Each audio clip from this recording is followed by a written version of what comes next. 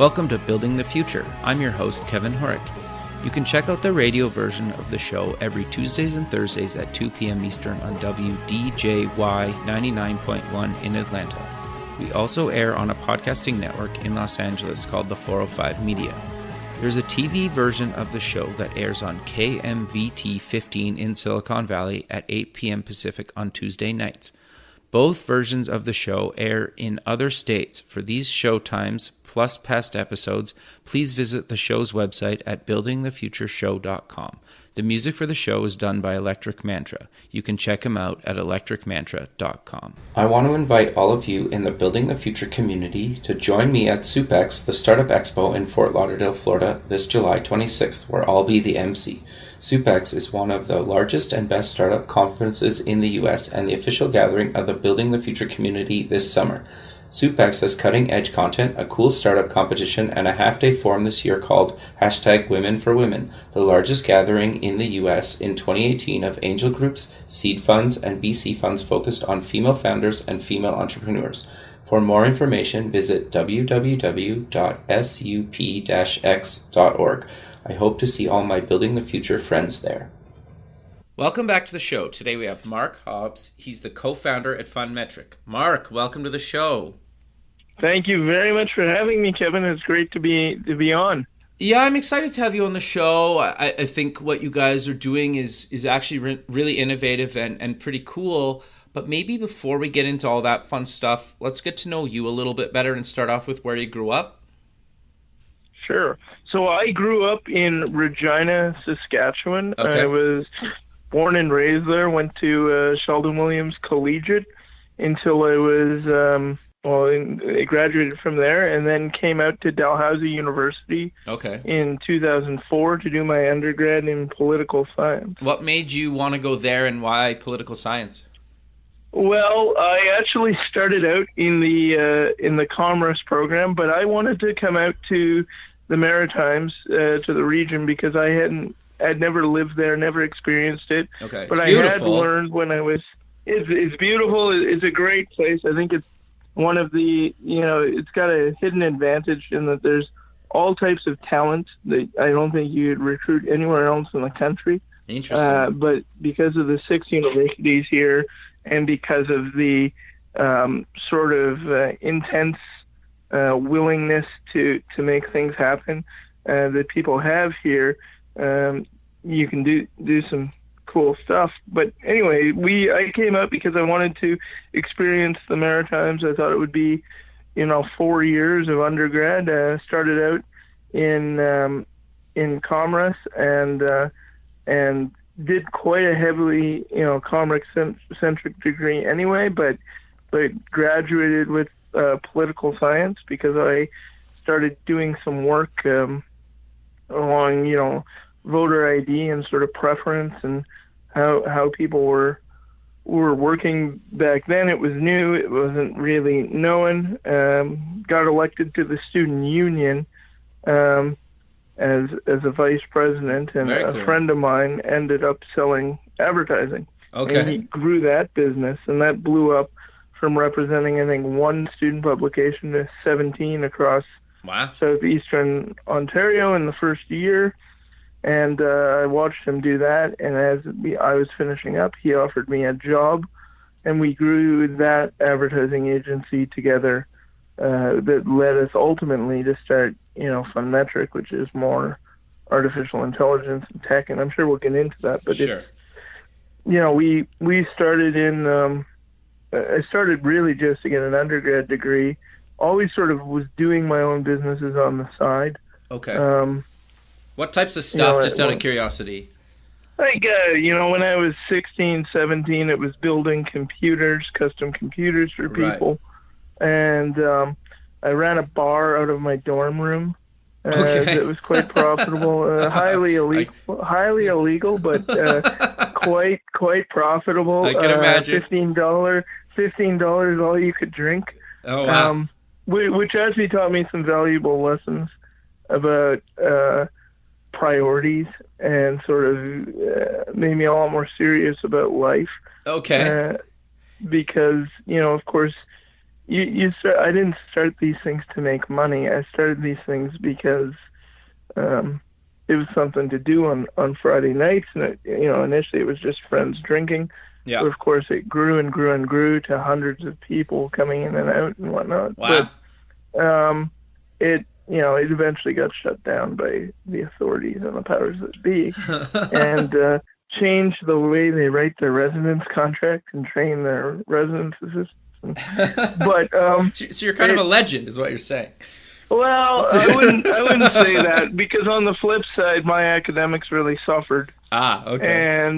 And I really had to take a step back and sort of look at it and say, okay, what's important? And the truth is, at the time, I didn't value academics, because I always kind of planned to run my own business and do my own thing. And, why do I need accounting? I can just hire accountants.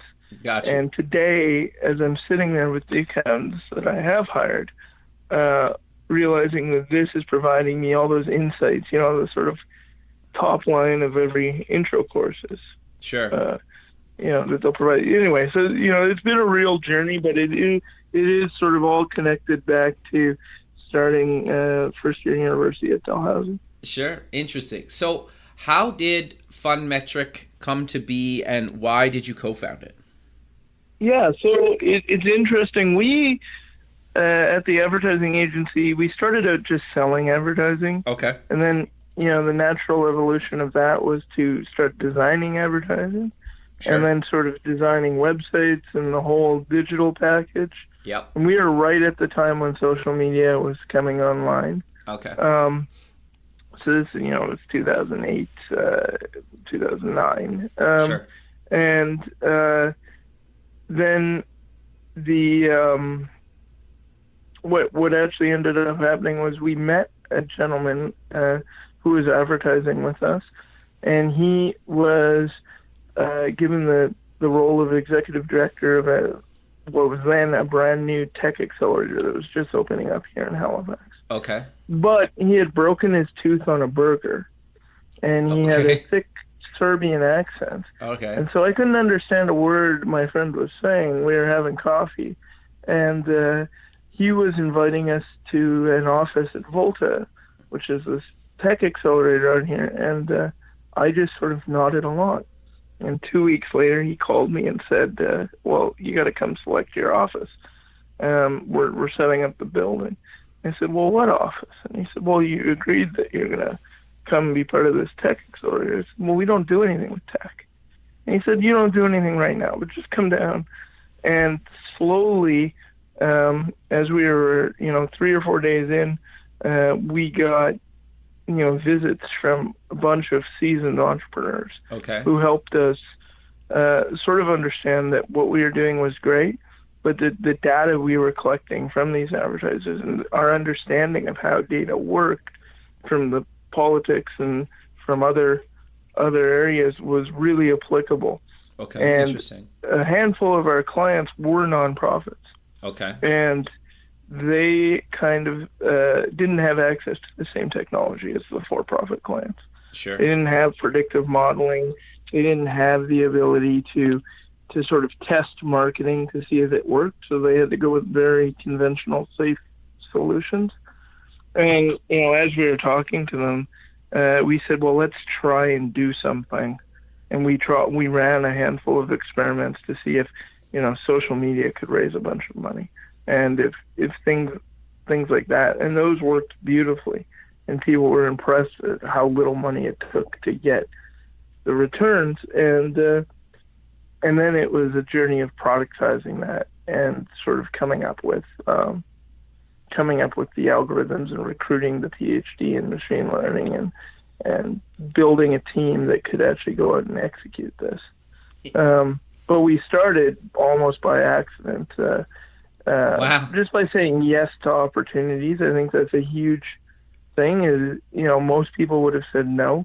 Sure. We have no idea what we're doing, and there's no reason for us to be here. I think so many people look for a reason. They look for that focus. And I think focus actually comes later in the process. Like, once you sort of get through that, then you do have to focus and turn down opportunities. but the sort of initial top of funnel, come down, hang out, give back your time, contribute to this, are things that I think you always need to take. Sure. Well, it's basically kind of like agile, right? It's like the agile approach to things. Like you just you're almost like constantly little pivoting, right, into new ideas based on the feedback you're getting from your user base. Is that right? Okay, interesting. Right. So go ahead. Sorry. No, I was just going to say, I think the thing that's always interesting is people, if you've got product market fit, people will pay before you actually build it, which is a really good way to make sure you're not wasting your time. So how did you go about actually getting people to pay before you guys had a version of this thing out? Well, we ran, like, the actual example is we had a hospital that wanted a social media presence. Okay. And when we talked to them about it, it was like, well, we want a social media presence like a bigger hospital. Okay. And I said, yeah, but I don't understand how you're going to get an ROI. And they said, well, yeah, but we just want to, essentially, they didn't say this, but essentially it was, we just want to look like the other guy. Okay. We don't actually care about you getting us an ROI. But I know from my, just business experience, if we're not producing, we're the first things cut from budgets. Totally. So knowing that, I said to them, well, okay, I'll do whatever you want, but can I have $500 to gamble on social media advertising?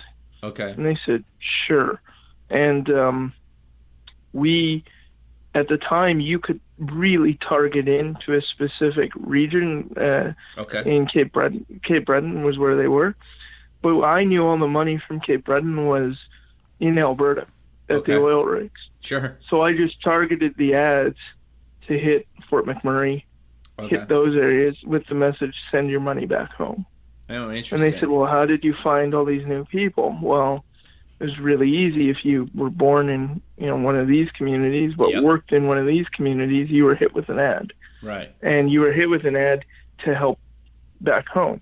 Yeah. And that was sort of the first proof point that we had that, you can use technology to better target donors, and that it'll work. And so then I said, look, guys, would you be willing to do another experiment? And slowly these experiments turned into, well, in order to do this at any type of scale, we're going to build a little tool. Oh, interesting. Right? And then the tool becomes a platform. And I think we actually screwed that up. We can talk about that. But, we got the first part of the experiment correct. I'm very confident that will work. And that, sort of the non-scalable version, but getting them to pay any amount of money based on results. So, in this case, we had an existing client, makes it a little easier. But most people, if you're at their senior leadership, somebody walks in here and says, I'd like to try a different type of machine learning, and, I'd like, a budget to do it. We're going to pay for that to happen solely on the basis that if we don't, and it turns out to be a big thing, we're going to be talking about it. So, you can't be crazy amounts. Sure. I think, like I said, it was $500, and I think it probably 10x that in terms of what it raised. Wow. But it's like, it's not a huge gamble. Right. And it doesn't have to be. But once they're in the habit of it, of course they're going to, then it becomes, well, how much, if we put in X dollars, how much could we get out? And of course, at the time we had no idea and we made no promises about it. Got you. And so it's sort of knowing how to set those expectations, but also how to get people to take risks they never would. Sure. No, that makes sense. So you said you screwed something up. What exactly was that kind of early on? Well, I think early on, and I think even we're paying for it today. Interesting. Focus is a big problem. So we have a platform that manages the entire donor life cycle. Okay. And so what FundMetric does is it better targets you based on what you care about. Okay. And the way we figure out what you care about is if we're dealing with a hospital who does both research and, say, patient care, Okay. and we feed you a story on research and then a story on patient care, Okay. and you highly click on stuff about research, Mm-hmm. we're going to start streaming you all the breakthroughs that you made possible as a donor. Gotcha. And we're going to start testing, if we ask for $50 to fund 1 hour of lab time towards this project, are you more willing to do that? Or is it, $10 a month? What works? And as we get those segments down and people start engaging and sharing this content, we're then able to go back to the charity and say, based on what people are actually doing, here's the most efficient way you could raise more money, and Okay. here's where to spend it so that people actually care. And charities are desperate to make sure that they don't waste money. Right. They really care about their donors' money, and donors will often report, "Well, I wasn't told what that money ever did." And so FundMetric solves that problem. You can't donate to our system, and you will get a report. You can't not be told what your impact was. Sure. But charities don't have the resources. They don't have the people to tell each, tens of thousands of people what's going on. Technology provides that opportunity to solve that, but it's always been used sort of backwards, in my opinion. So we're always sending emails. You're always getting emails. You're always getting letters asking for money. Mm-hmm. I think that you start at the other end. You start by explaining what you're doing and thanking people for their support. You'll get way more money that way. Interesting. So, Yeah. so for people that haven't heard of FundMetric, maybe if I'm a charity, kind of how do I set it up, and kind of walk me through how I use the product to actually raise money.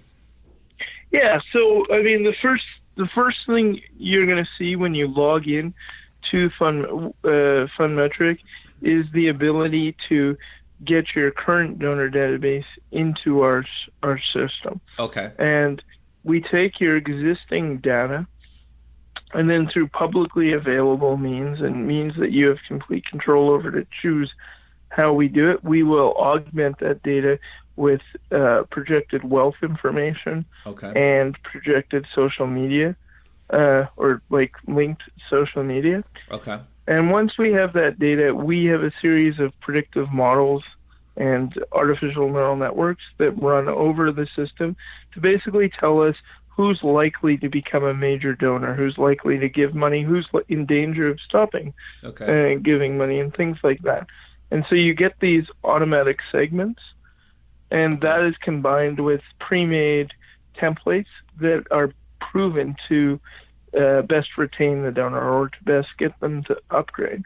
Okay. And we give you every week 30 minutes, somebody from our data science team sits down with you and goes over how these emails or these videos or these custom pieces of content are performing, what we need to do to optimize them. And that's really a break in the charitable software space. Right. Most people charge for their support.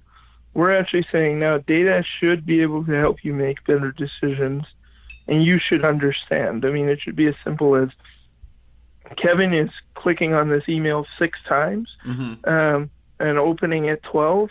So what is it? Somebody should maybe reach out to Kevin, see if he's interested in learning more. And then you can dedicate the resources if Kevin's coming back as somebody highly, likely to do it. And so we do both pieces, both the targeting and the automation, and then obviously summarize the results and provide that back to you and your leadership in a way that is so easy to digest.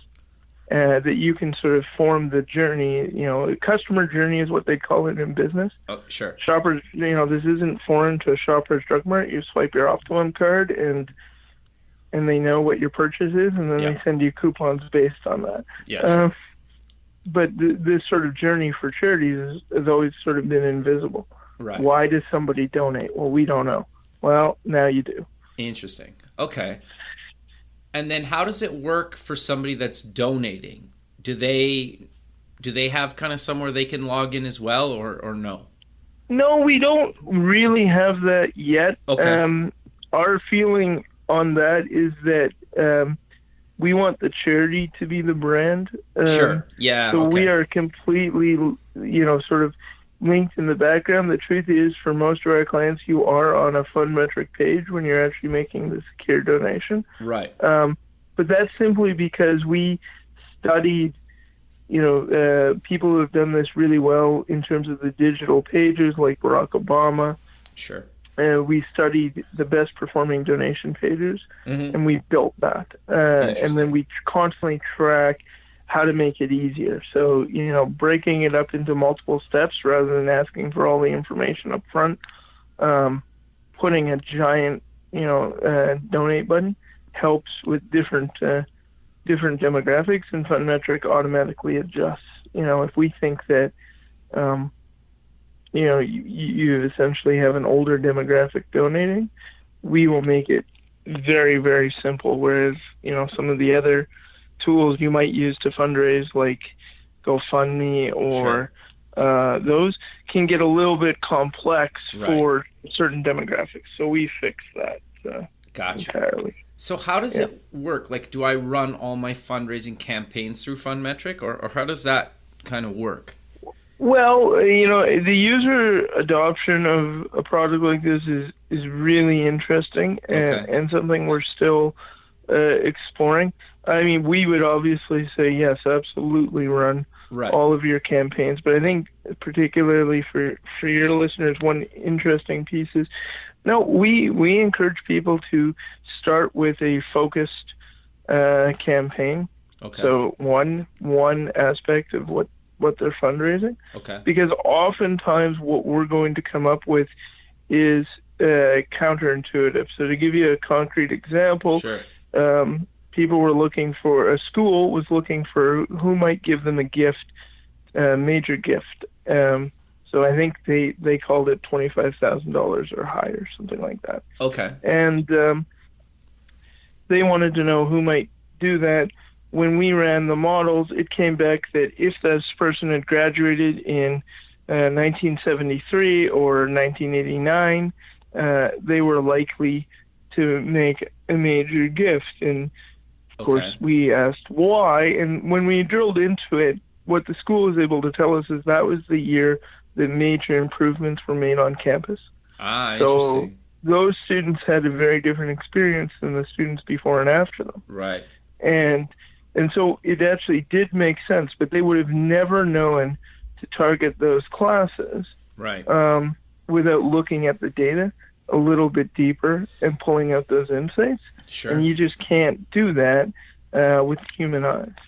So, this is a way that charities get those insights really quickly and then are able to obviously tailor the communication to be like, well, we're actually building a new campus, so we're doing the exact same thing these people experienced. But, I got you.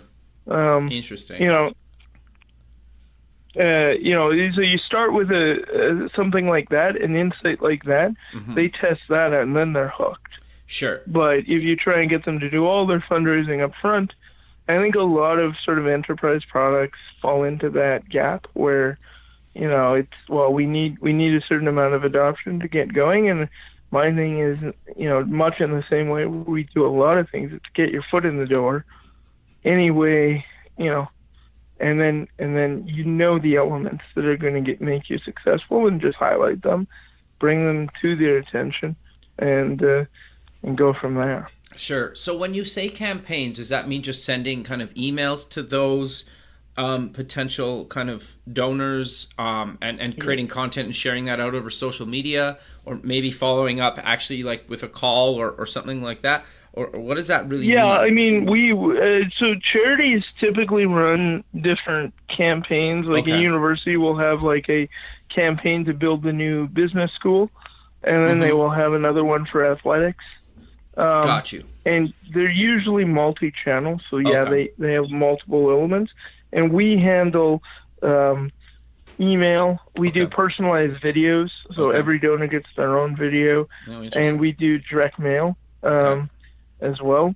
The phone calls, we do a recommendation to it, but we haven't built. There's an example of where the product roadmap is going. Right. But when we talk about, we didn't really focus in the beginning. We tried to build the whole thing. Sure. Because we thought we have to manage the donor life cycle.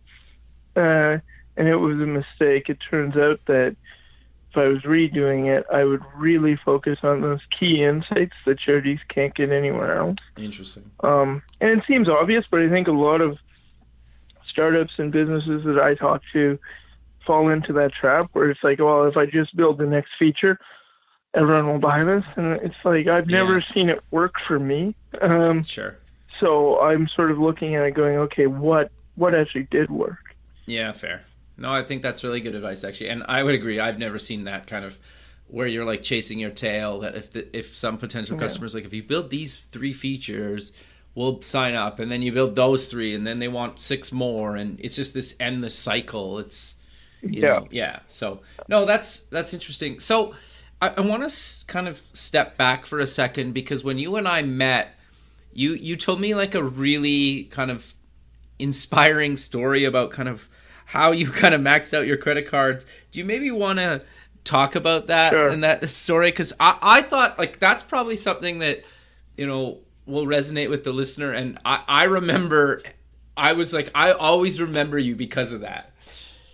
Yeah, well, it's funny. So in the beginning, Fundmetric, nobody believed in it. We're in an incredibly crowded space. In other words, there's, a lot of businesses trying to help charities in different ways. Sure. We're in a space where the venture capital market says, well, charities have no money. That's their first reaction and a myth. But, and so we have a local accelerator here, not the one that I got into, but another one that was rejecting me repeatedly. Okay. And I would go to them and say, why? What can I improve? All those things, and I'd get some general advice. Okay. And one day I woke up and I decided I'm going to go bigger. So I thought, like, what is the big accelerators that I can go to, Y Combinator, 500 startups. And one of the ones that I applied to, one of the only ones, was Google was opening up their own in their headquarters in Waterloo, Canada. Right. And I applied to Google and I got through to the second round of interviews, and I thought, well, this is pretty cool, but didn't really expect it to go anywhere. And at the time, the company was very cash-strapped, extremely cash-strapped, and we hadn't raised any money. It was just an idea, a little bit of tech, but no money. And Google called one night around 7 o'clock, or they emailed, and they said, we'd like you to come for a 15-minute interview in Waterloo. And it was about 2 days from now. Okay. And I had no money, so I sort of started, thinking like, well, do I want to take this risk? And I thought, we're either going to get into work with one of the best companies in machine learning, or we're not. And I think for the rest of my life, if I look at this and don't go, we're going to be in, I'm going to regret it. So I made up my mind to go, and I didn't, I found most of the money and put a lot of it on a credit card.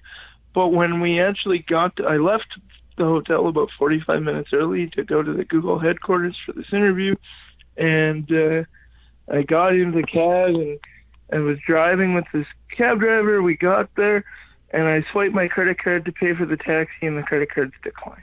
Okay. Yeah. And I think this is a story, right? Yeah, totally. And so I'm going, okay, well, geez, like, I am going to miss, I'm all frazzled. But I called the bank and I said, look, I'm in a taxi. I have an interview with Google. I need to pay this cab driver who is less than patient. Sure. And so they gave me a credit limit increase, and I was able to go in and do the interview. But I was so frazzled and and now running behind schedule, that I gave the worst interview I think I've ever given. Sure. And I got into, a pretty depressed state and decided that the best way to solve that was to go to East Side Mario's and eat unlimited bread and salad with very little use of utensils. And then, I'm sitting there doing this, and I'm thinking to myself, this isn't the way you respond to a problem. Like, this isn't, so you had a bad interview. What would you do if you had to deal with, an actual problem, if this Sure. is the way you respond to this? And so I went home, and I was like, I got to find a way into this, especially because we had kind of bet the company on, that this would help credibility and all of that. So, Sure. I found a fundraising page for one of the Googlers who had interviewed me. Okay. And if you made a donation, you could leave a comment. And Interesting. I left a 3-paragraph essay on how predictive analytics would change nonprofits. Interesting. And got a call a couple days later from saying, "You really want into this, don't you?" I said, yes, I do. But that's how we got to work with Google for 6 months. And That's amazing, man. It was one of those company changing moments, because that accelerator that had been rejecting us here locally called within 48 hours and said, we'd love to have you. And I said, sure. So we were able to do that, and I think we proved slowly but surely to everyone that we are going to figure this out. That's amazing, man. Yeah, I'll always remember that. Like you, but I think it's inspiring to people, right? Because I think sometimes people do something or they blow something like an interview or something, and they just give up, right? It's over for them. And, you didn't give up, and look where it led you, right? No, you can't give up. I mean, you could always find a different way to do something. I think Sure. people get confused. Sure. But, if your dream is to own a business, or if your dream is to do something, there's a way. And, Sure. it may not be the time, and you got to recognize reality. Sure. I think there's a giant misconception that not giving up is just denying reality. And there's an element of thinking that has to go into it of, I'm not going to accept this as the outcome. Sure. But there is also the very stark reality. You run out of cash, you run out of cash. Right. You face challenges that people don't talk about. And a lot of the big startups that I know, the CEOs that I know, will behind closed doors talk about them. Sure. But I think we need to get out there, because I think there's also a mental mental health, maybe mental health's not the right word, but a mental aspect to this, where people think, oh, well, the person who's ahead of me in their journey or in their path in life doesn't have the same problems I do. And when I look at it, it's all sort of universal. Sure. Doesn't They just matter have different how high problems, I go. right? Yeah. It's definitely stages. Today, I don't have the problem of that I had 5 years ago, Sure. but they're bigger and they're actually harder. You just get used to the difficulty. No, I 100% agree with you. I think that's actually really good advice. So I'm curious, though, how do you guys monetize the platform, or are you guys monetizing the platform yet? Yeah, so we sell Funmetric as a annual license. Okay. So you pay an annual fee for unlimited users, Okay. unlimited usage. Okay. We don't charge you per donation, and we Okay. probably never will, simply because we want all the money to go towards the charitable causes. Right. We may, to make it more affordable, Okay. we may charge per interaction. Okay.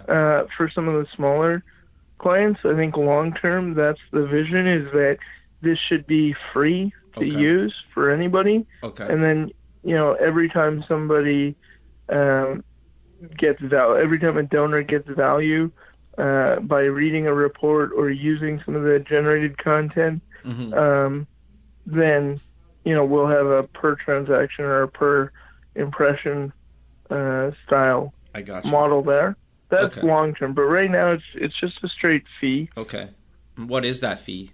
Or does it depend on size? It's well, it ranges on the size of Okay. your charity, Okay. but generally it's about $40,000 US per year. Okay.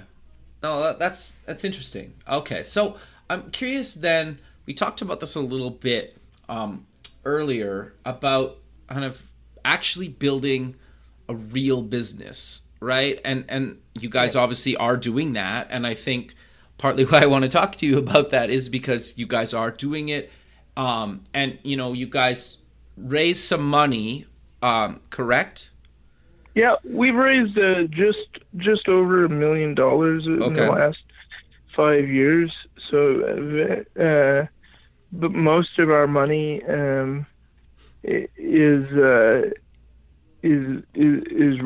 our focus is revenue. Okay. And not in the same sense as some companies would take it. I think that what we really want to nail is, can we get a sales process that's efficient and profitable? Okay. Right? So can we get the cost of acquisition and all that known and scalable? And then can we get the customer value? So can if we're selling for $40,000, then in my brain I want to return $400,000 worth of donations through the system. Got you. So I want to give you a 10x return, and I want to make sure that somewhere in there the cost of acquisition is accounted for. Right. So if we think that a charity will switch databases every 5 years, okay, or that we have a lifetime value of 5 years with that customer, mm-hmm. The cost of acquisition can be, I don't know, whatever, 25,000 or whatever it's going to be. Sure. But really honing in on that, and then saying, okay, and at what point do we hit those ceilings? Like, how many support people do we need to actually create a environment where charities feel 100% supported? Right. Because I think the big opportunity in software right now is around changing the model for support. Sure. It's gone so far in one direction. I think if you bring it back, you're going to experience a lot of profitability. But that is a bet that doesn't sit so well with venture capitalists when they look at cost of acquisition. Sure. Anytime you're doing something that's not as scalable as you sign up for the software and then we get the reoccurring revenue, you're going to have a proven thesis. Right. So for us, it's really like real customers. We've got Oregon State University. We have the largest Alzheimer's charity in New York City. Wow. St. John's University. We do some local charities, and we give the product away if you're really small. Gotcha. So if you're like really small, we won't give you the predictive modeling because you can't do it on really small data sets. Sure. But we'll give you the basic premise of what we do.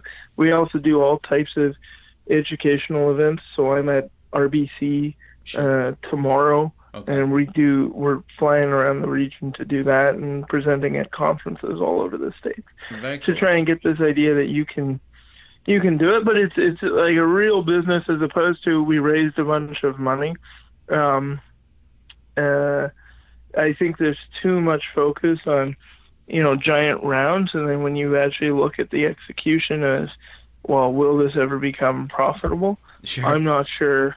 There are exceptions to this. You can go find the exceptions, especially in certain industries. Mm-hmm. But for the most part, the people I talk to are trying to raise a lot of capital, and it's what are you going to do with the money? Oh, I'm going to scale my sales team. It's like, well, why don't you get a sales team and then get money to support them? Because I think that's a much more compelling case. Interesting. If you're going to do that, and people are like, well, I can't get anyone to sell if I can't pay them. And I said, well, all the salespeople I've met that are any good almost start selling for you out of habit, right? Like sure. It's almost interesting. a compulsive thing that if you pitch them something and say like, well, who do you think would be interested? They start doing the introductions, and if you bring them to that meeting, if you say, come with me, you get some really interesting feedback in terms of how they position it. And we are fortunate enough to get, the head guy for sales in our region for IBM to come help us. And how did you get him? Did you reach out to him? So back when I was 16, I was involved in a program called Junior Team Canada, which is actually what made me want to see Canada. Sure. They take young people on economic trade missions representing companies. Sure. And he had hired me to do a small website. Okay. And he was a little bit older than me, but he was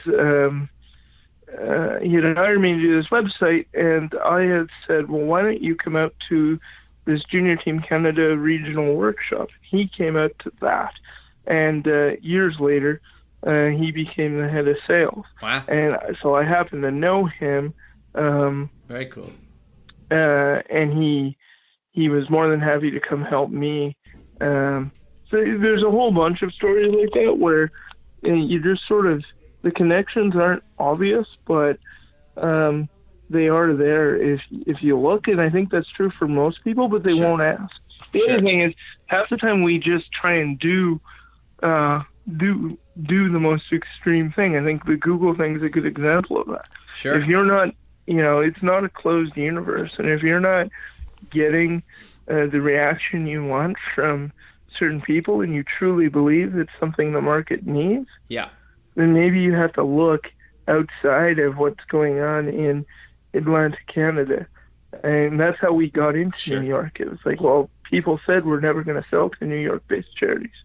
It's sort of the NHL of the charitable space, if you can make it happen there. So, it was a plane ticket and a hotel room. Yeah. And it was a very bad hotel room.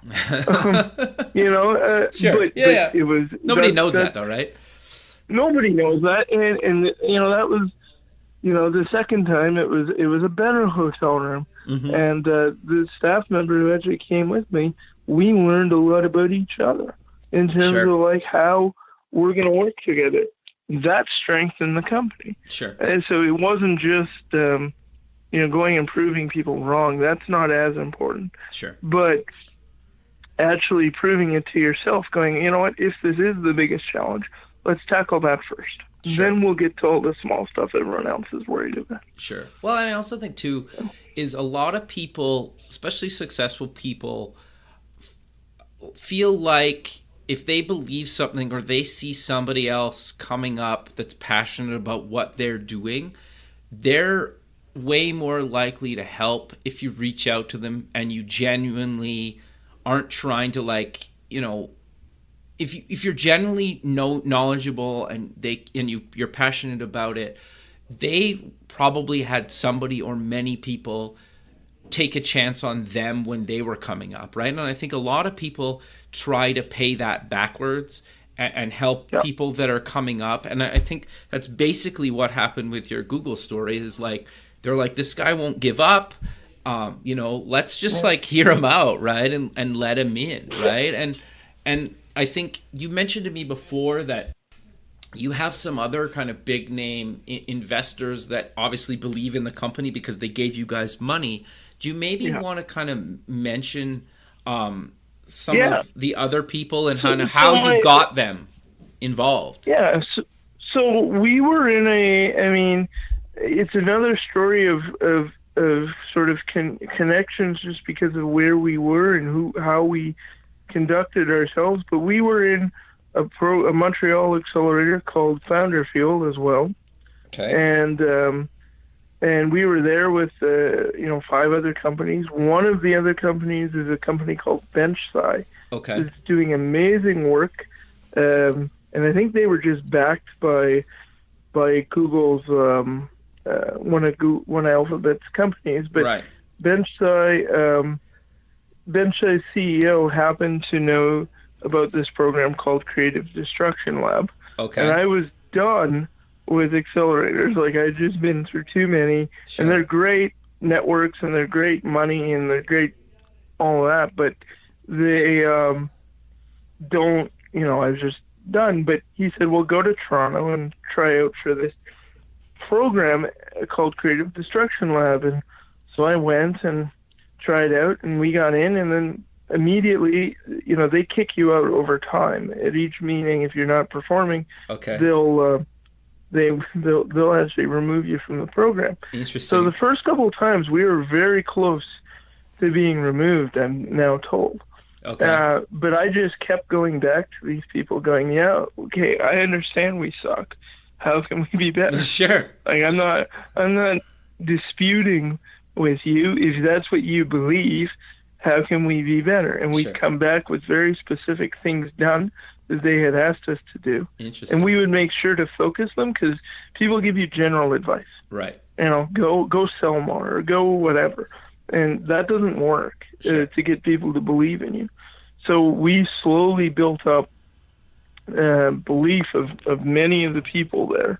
And as a result, we got to meet some of the most exciting people I've ever been challenged by. And one of them is Barney Pell, who I think he's the founder of Lunar Express.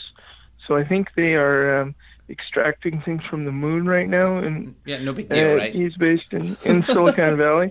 Yeah, and, he's had several successful exits, and then the other one is William Padot Tunstall, who invented the technology that was bought by Amazon to build Amazon Alexa and the Echo. Sure. So those guys invested eventually. But what they really did, and the real value behind them, was building our case studies and building our sales pipelines. Okay. The challenges that they would throw out were one thing. Then if you sent them an email kind of with questions or with progress updates, they would actually spend 3-4 hours with you on Skype. Wow. Sort of working through it.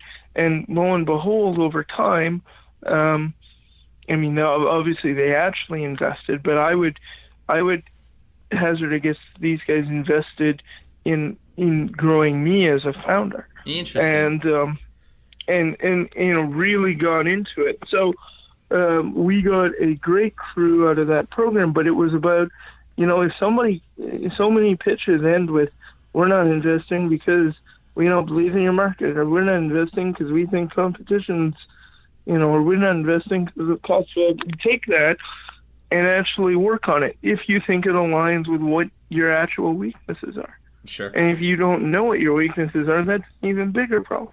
Sure. But I think so much of it is showmanship and sort of, I come in appearing strong, and you do have to do that. You definitely don't want to be too self-deprecating, but you want to actually, behind the scenes, go and tackle the major issues that are occurring and find the people who actually can help you unpack that answer, which often are the very people who bring it to your attention. Interesting. No, I love that. So I'm curious then, we're kind of coming to the end of the show. You've been doing, this for a number of years now. Is there any other kind of advice you would give people kind of either looking to start out or kind of going through it that you've learned over the years that, you're like, oh, I really wish I would have known this? I mean, the two things for me are get yourself a good group of advisors. Okay. And really have an entire process by which you recognize and make sure that you're responsive to them.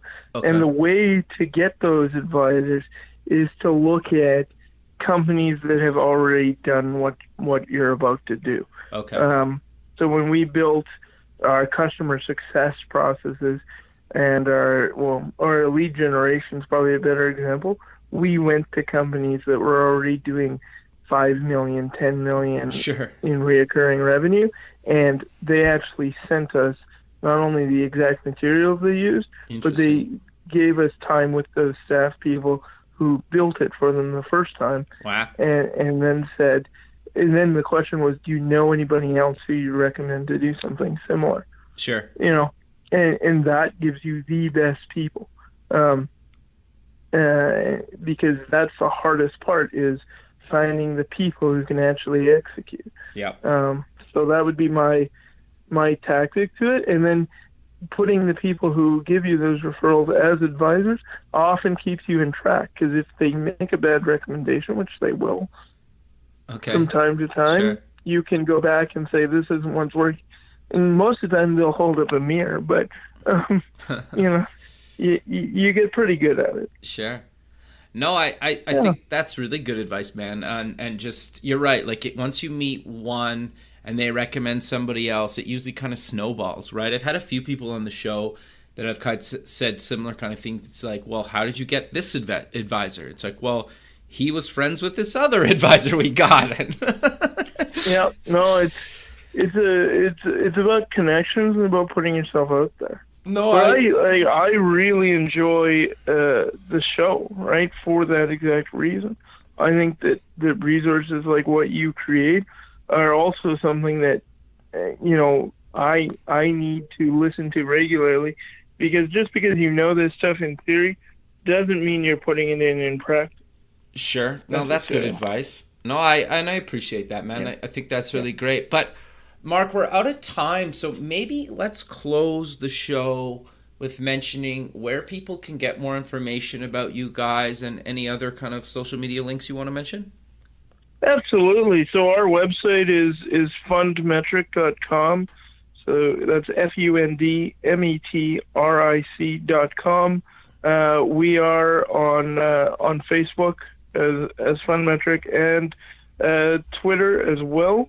And anybody who wants to chat further or would like to talk to me further can also add me to LinkedIn. I'm happy to chat and help out. And thanks so much for having me on the show. Well, I really appreciate it, man. And have a good rest of your day, and we'll talk soon. Thanks. Thanks, man. Okay, bye. Thanks for listening. Please visit the show's website at buildingthefutureshow.com. Also check us out on Facebook at Building the Future Show and follow us on Twitter at Building Show. The music for the show is done by Electric Mantra. You can check him out at electricmantra.com and keep building the future.